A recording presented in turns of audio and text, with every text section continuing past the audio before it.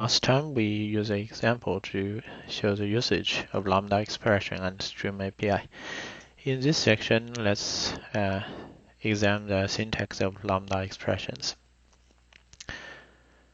A Lambda expression consists of the following: a comma-separated list of formal parameters enclosed in parentheses. The checkPerson test method contains one parameter p, which references an instance of person class. So if we examine our Lambda expression, it has two parts separated by the arrow. The left side is a parameter list, the right side is a method body.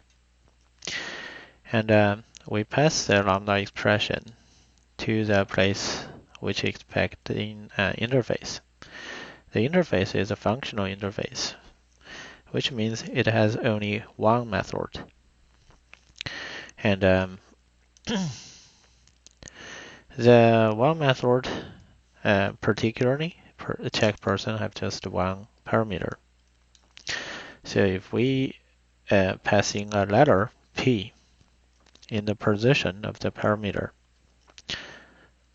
and we tell the compiler this p is for z parameter, the compiler have no problem figure out the p is for the only method as only parameter. So the right side is for the method body. We don't need to tell the compiler which method the method body should go into, because there is only just one method. So you know what I mean. When you expect a functional interface, there is just one business you want to do with me, and that is the only abstract method. And this is everything I need to tell you: what parameter I use and how you want to deal with the parameter. There's no other business between the caller and the method. They only have one thing to do. They just need to fill in the method body of that abstract method. So those information is sufficient for the compiler to figure out how to implement the interface. We use the arrow key because we need a delimiter. The left side of the arrow key is the parameters. The right side is the method body. Go into that only abstract method. And they need a delimiter. Since the arrow is not a keyword or special character in the Java language, the arrow is selected. We just need a delimiter.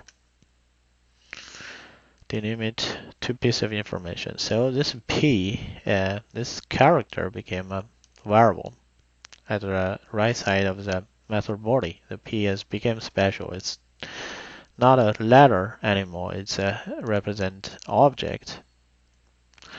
P is the object, the parameter we passed in.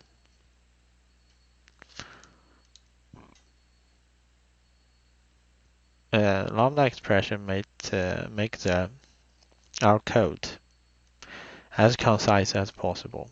The only actual information, the ceremonial part, is this delimiter. The other part are pure business logic we have to specify. Okay, so this is that the arrow token is a delimiter, and the body, which consists of a single expression or a statement block. The example is the following expression. This is Lambda expression. If you specify a single expression, then the Java runtime evaluates the expression and then returns its value. Alternatively, you can use a return statement. Notice the word statement. This part is Lambda expression. It's an expression. But return a Lambda expression and a semicolon. This is a statement. This is a statement, so we have to end it with semicolon, and it need to be inside a code block. Any statement have to be enclosed in a code block.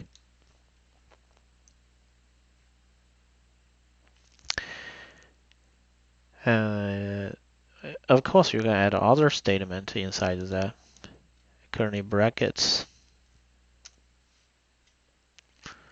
Here, a return statement is not an expression. In a lambda expression, you must enclose statements in brackets. However, you do not have to enclose a void method invocation in braces. For example, following is a valid lambda expression. Here, and if we just, this one is a lambda expression. We didn't end it with a semicolon, so this lambda expression and this lambda expression have something in common. They are not a statement, they are expression. They don't have a return type. This one don't have a return type. If we omit the return, that means the result of this lambda expression, the result of passing through the lambda expression, go directly to the only method is output. This time it's a boolean. This time it's a void.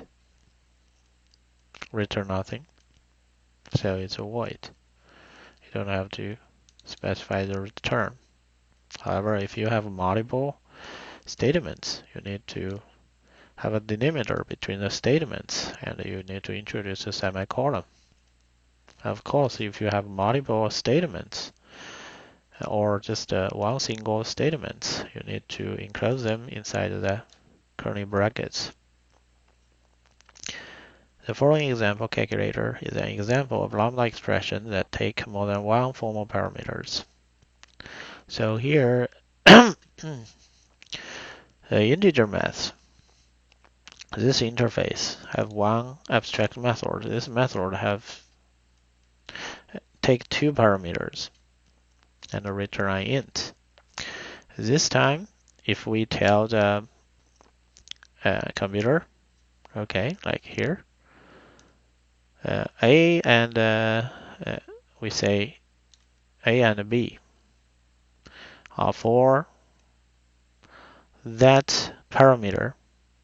We say A is for that parameter. You know what I mean? The compiler will not know what you mean. The A is standing for the first parameter or second parameter.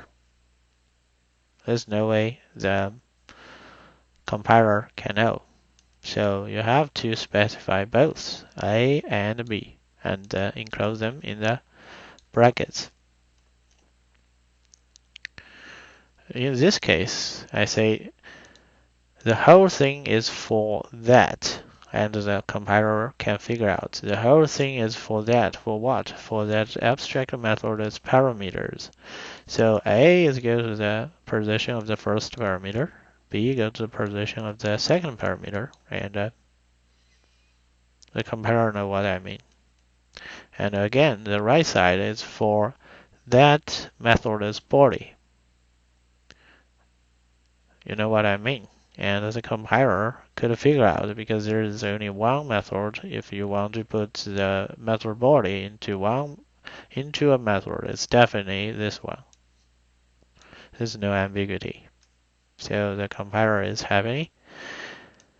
Map A and B to the first parameter and second parameter, and maps your method body to the operation method. Again, the subtract for the same pattern, we specify nested parameters, we specify the method body. Leave the compiler to figure out what we mean. If we run the program with addition, lambda expression, we get the 42. If we subtract as a lambda expression, we got 10.